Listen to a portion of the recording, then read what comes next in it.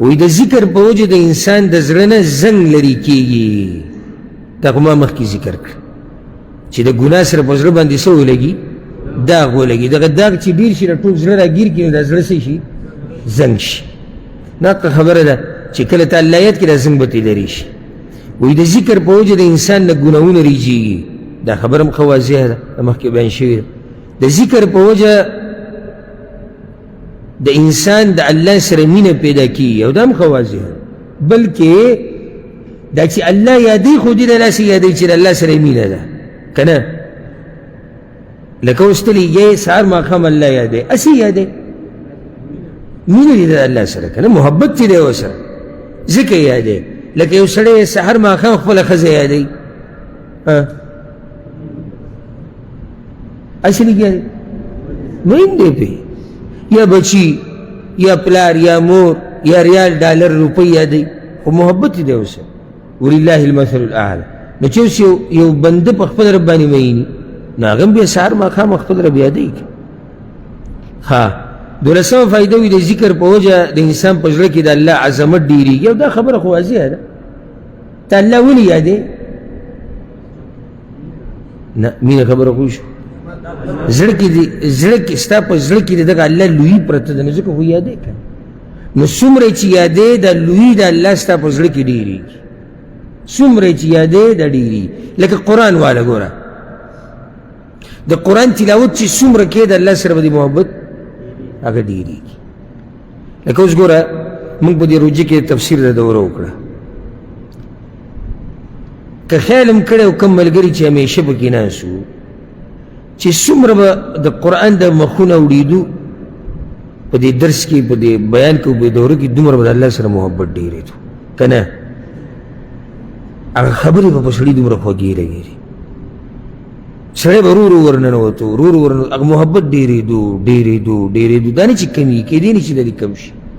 نو دغه شان چې ته الله څومره یادې نو د الله لویي او عظمت ستا په زړه کې دا ډېرېږي. 13مه فایدې ذکر کړي او د ذکر په وجه د انسان نه شیطان تښتي او ذلیله کېږي. دا هم واضحه ده. شیطان ته الله قرآن کې دا خبره ذکر کړې ده، هغه مبارک کې قل اعوذ برب الناس ملك الناس اله الناس من شر الوسواس الخناس. خناس پټېدونکی ته وایي. نو چې کله ته الله یاد کړي دی پټېږي. او دې باره کې انشاءالله اذکار را روان دي. که دا کتاب موږ پوره کړو الله ماله ژوند راکړو او تاسو ما سره ناست وئ نو ناشنا اذکار او دعاګانې هغه به تاسو واورئ او یاد یې به کوئ. او په دې کې انشاءالله اذکار او دعاګانې را روان دي چې کم ذکر دی چې باقي سره شیطان تښتي. دا 14مه فایدې ذکر کړي د ذکر په وجه انسان تر و تازه کېږي، یعنی تازه یي. او مخکې خبره ذکر شو د هغې سره یو قسمه تړلی شوې ده چې په بدن کې څه یي؟ په بدن کې برکت وي. نو چې بدن کې برکت وي نو دا سړی څه یي؟ تر و تازه یي. هر وخت چې ورسره ملاویږي د مخې پړقېږي، خوشحاله یي، تازه تازه یي. دا برکت د ذکر د لاسې. 15مه فایدې ذکر کړي ده په ذکر سره انسان د منافقت نه بچ کېږي.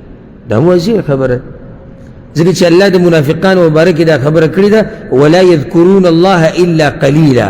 دوی نه یادوي الله لره مګر ډېر لږ. او دا چې ډېر لږ یادوي دا هم د یو فایدې دپاره یادوي، چل ول کوي. نو چې کوم سړی الله ډېر یادوي نو دا واضح ده چې دکې منافقت نشته. 14مه فایده او دا د کتاب کې اخرنی ذکر شوي ده، اگر که امام ابن القیم په خپل کتاب کې ډېرې فایدې راوړي. هغه دا ده چې د ذکر په وجه انسان د غیبت، د چغلخورۍ، د دروغو او د فضول خبرو نه بچ کېږي. دا هم ښه واضحه خبره که نه. لکه چې کله ستا ژبه د الله په ذکر لمدی نو د غیبت ټیم پکې، د چغلخورۍ ټیم شتي، د فضول خبرو ټیم شتي، د دروغو ټیم شتي، نشته تاسو. دا ټیم تا سره هله د دې هر څه پیدا شو چې کله تا د الله بندګي نه کوله. لکه زه به یو مثال درکړم. د شپې یو سړی راپاسي سهار مانځه نه مخکې او دی تهجد کوي. دا د ده طریقه دا کیدی نشي، دا کیدی نشي. او بیا ویم او درېیم پرې بیا ویم دا کیدی نشي چې دی دې ټوله شپه فیسبوک ته کښېني. که نه کیدی شي؟ ولې نشي کښېناستی فیسبوک ته؟ نه